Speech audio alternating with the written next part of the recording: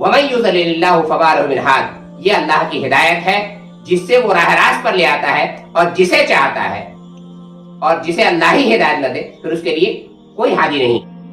تو آج سے اس بات کی کوشش ہونی چاہیے کہ جو چند دن ہمارے بیچ رمضان کے رہ گئے ہیں، کوشش کیجئے کہ ہمارے دلوں میں خشیت الہی پیدا ہو جائے، اور کاش تلاوت قرآن کرتے وقت خوف خدا سے ایک آنسو بھی اگر ہمارا نکل گیا تو پھر وہ ہماری کامیابی کا ضامن ہوگا۔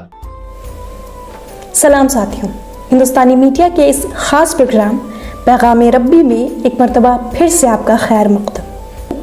پیش ہے سیریز کی 23ویں ویڈیو۔ بسم اللہ الرحمن الرحیم۔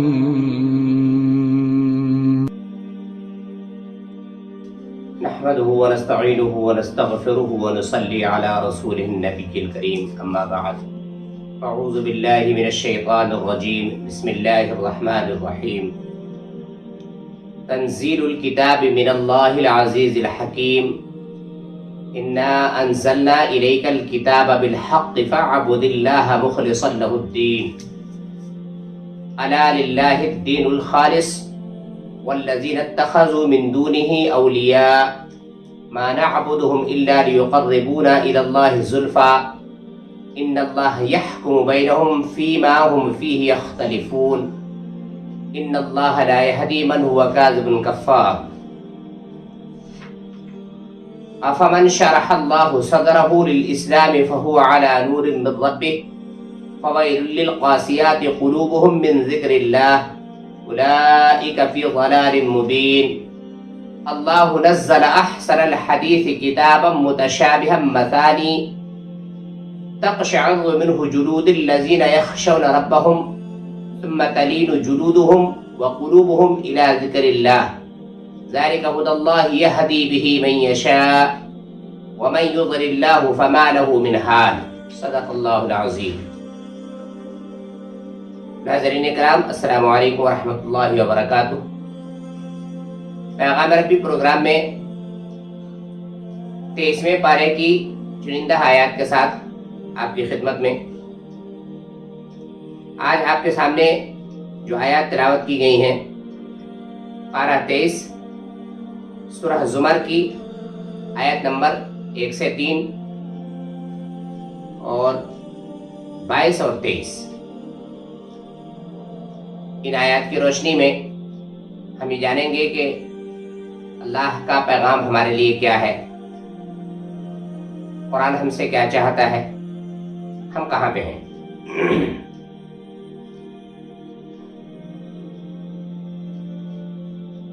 ناظرین، ایک مرتبہ میں قرآن دیکھ رہا تھا،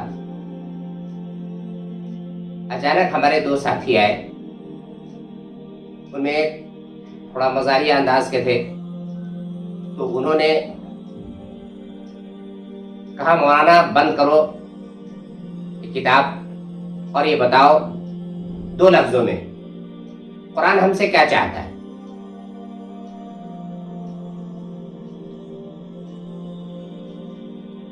اللہ نے اس وقت ہمارے ذہن میں جو بات ڈالی تھی میں آپ کے گوشے گزار دوں۔ انہوں نے 3 چیزیں سمجھائی تھی، 3 باتیں بتائی تھی کہ قرآن ہم سے یہ چاہتا ہے 2 لفظوں میں۔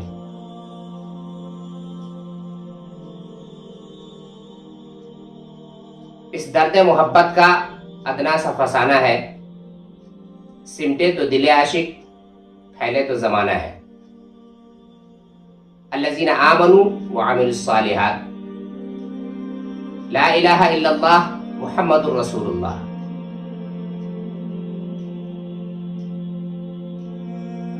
یہ وہ بات تھی جو ہم نے اس وقت کہی تھی، اور یقین جانے اگر ایک سوال ہو کہ قرآن ہم سے کیا چاہتا ہے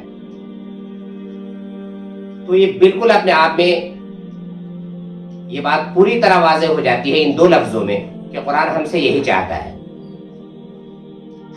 ابھی جو آیات ہم نے آپ کے سامنے تلاوت کی ہے، پہلے اس کا ترجمہ آپ کو بتا دوں، اس کے بعد پھر انشاءاللہ اس پہ انہی کی روشنی میں تبصرہ کروں گا۔ تنزیل الکتاب من اللہ العزیز الحکیم، اس کتاب کا نزول اس اللہ کی طرف سے ہے جو زبردست اور دانا ہے، زبردست بھی ہے اور دانا اور حکیم بھی ہے، یہ اس کی طرف سے نازل کرتا ہے۔ کیوں نازل کی گئی؟ انا انزلنا الیک الکتاب بالحق، اے نبی یہ کتاب ہم نے آپ کی طرف حق کے ساتھ نازل کی ہے۔ کیوں؟ اس لیے کہ فاعبد اللہ مخلصا لہ الدین، اللہ کی بندگی کرو دین کو اسی کے لیے خالص کرتے ہوئے۔ یہی وہ چیز ہے جس کو دو لفظوں میں کہا جاتا ہے لا الہ الا اللہ محمد الرسول اللہ۔ اللہ خالص اللہ کے سوا، صرف ایک اکیلے اللہ کے سوا، جب تک سارے معبودوں اور ساری ہستیوں کو توڑ کر کے رکھ نہ دیا جائے اس وقت تک خالص اللہ کی عبادت نہیں ہو سکتی۔ خالص اللہ کی عبادت کے لیے ضروری ہے کہ لا الہ، کوئی بھی معبود نہ ہو۔ بالکل کھیتی کی طرح ایک دم سنسان کر دیجیے آپ اسے پہلے، جب پوری کھیتی ایک دم بالکل برابر ہو جائے گی تب اس میں ایک کھمبا آپ لگائیں گے، وہ ہوگا الا اللہ، وہ ہوگا اللہ کا۔ یہ ہے خالص دین۔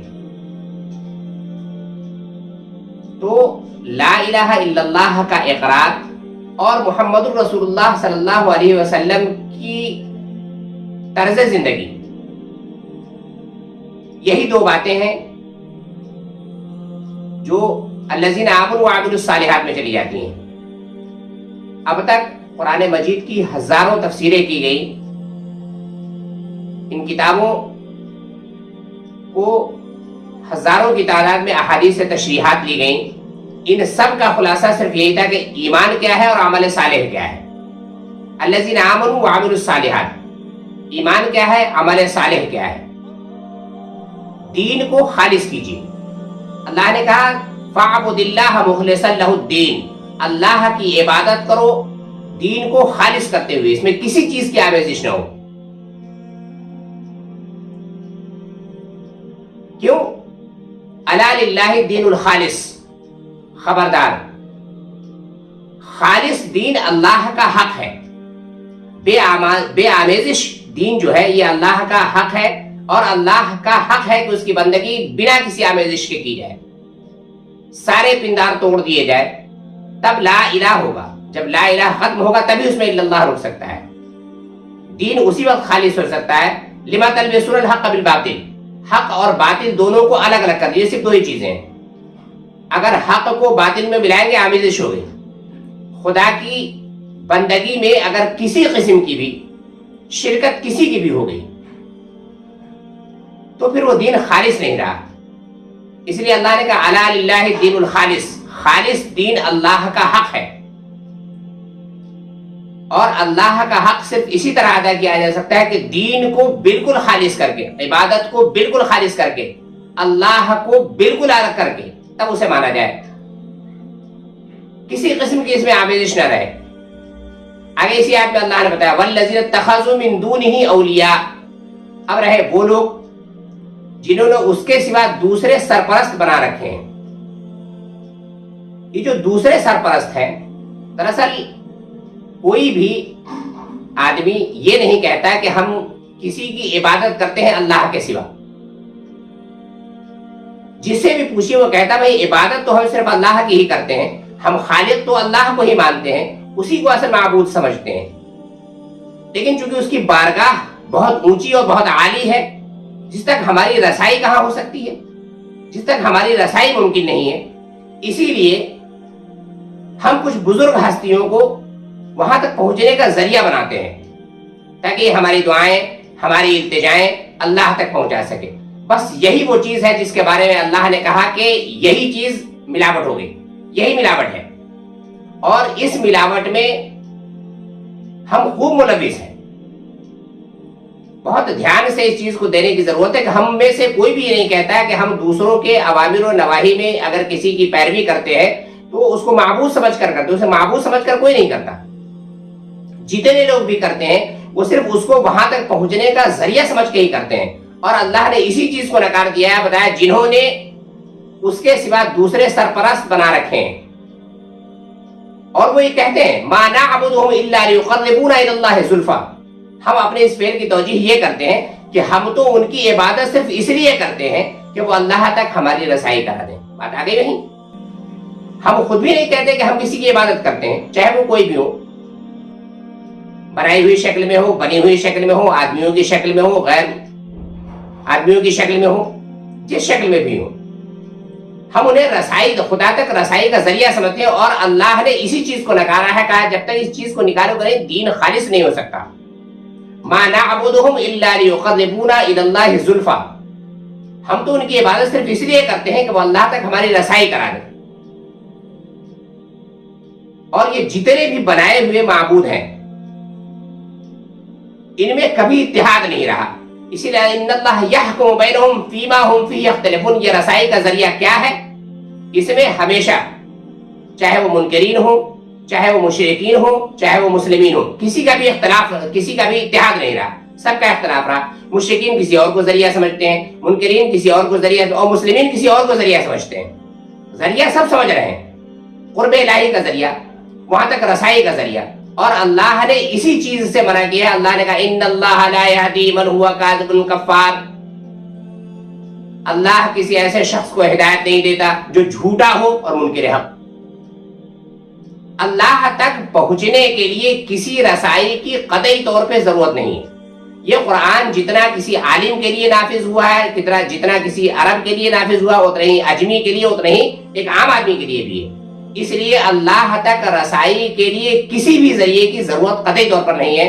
اس آیت کی روشنی میں اللہ نے کہا ما نعبد الا ليقربونا، ہر آدمی یہ کہتا ہے کہ سمجھے کہ ہم صرف رسائی کے لیے ان کی عبادت کرتے ہیں، یا ہم نے انہیں سرپرست اس لیے بنا رکھا ہے کہ وہ ہماری التجا اللہ تک پہنچا دے. ان اللہ نے کہا کہ یہ لوگ کاذب اور کفار ہیں، جھوٹے ہیں اور منکر حق ہیں. ایسا کیسے ہو سکتا ہے کہ ہم اس کی بات سنیں تمہاری نہ سنیں؟ اللہ تو ہماری رگے جا سے بھی قریب ہے، اور اس نے کہا کہ وَإِذَا سَأَلَكَ عِبَادِي، جب ہمارے بندے ہم سے، جب بھی پوچھیں، وَإِذَا سَأَلَكَ، جب پوچھیں عبادی میرے بندے، انی فإنی قریب، اب بتا دیجیے میں اس کے بہت قریب ہوں.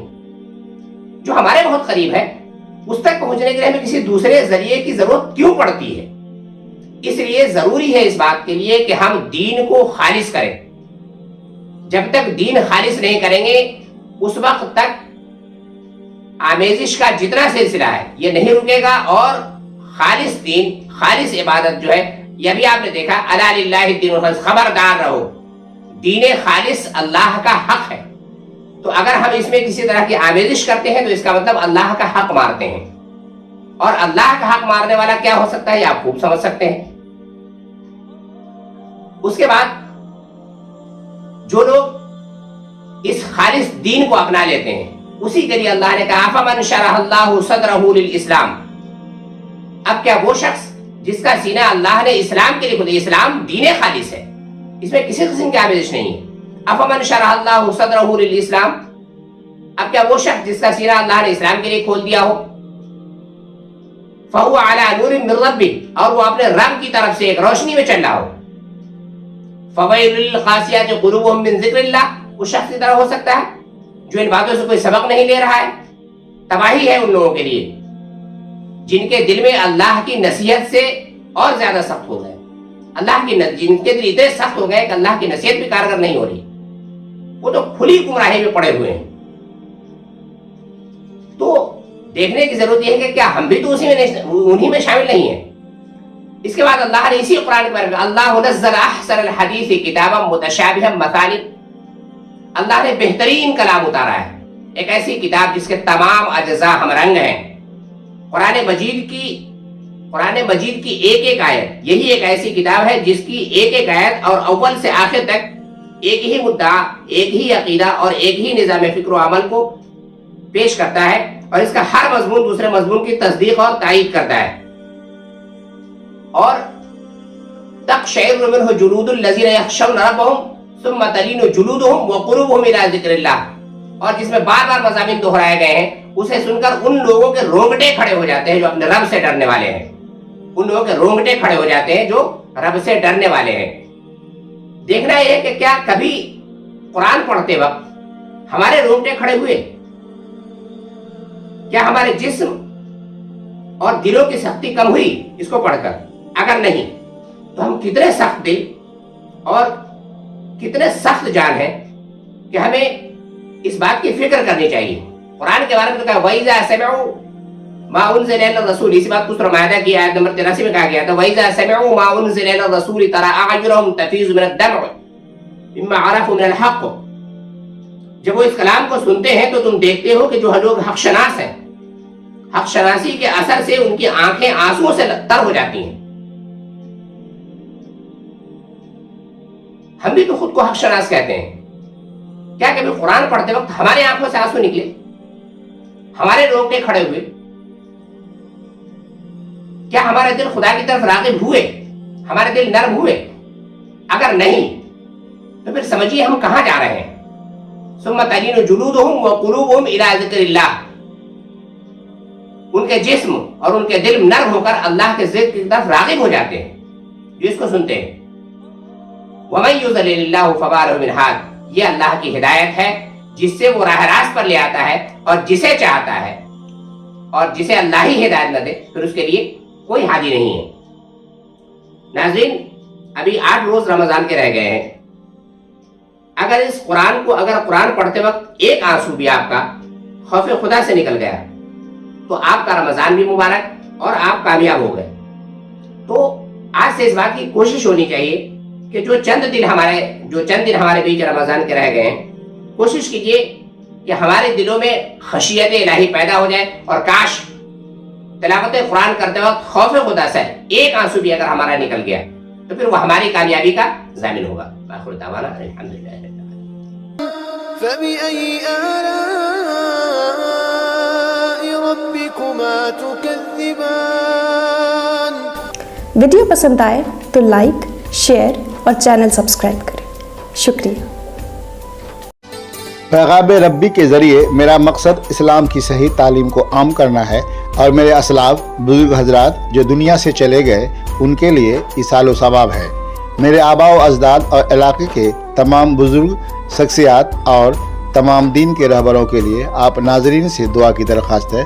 من جانب شاہد کامران، ہندوستانی میڈیا.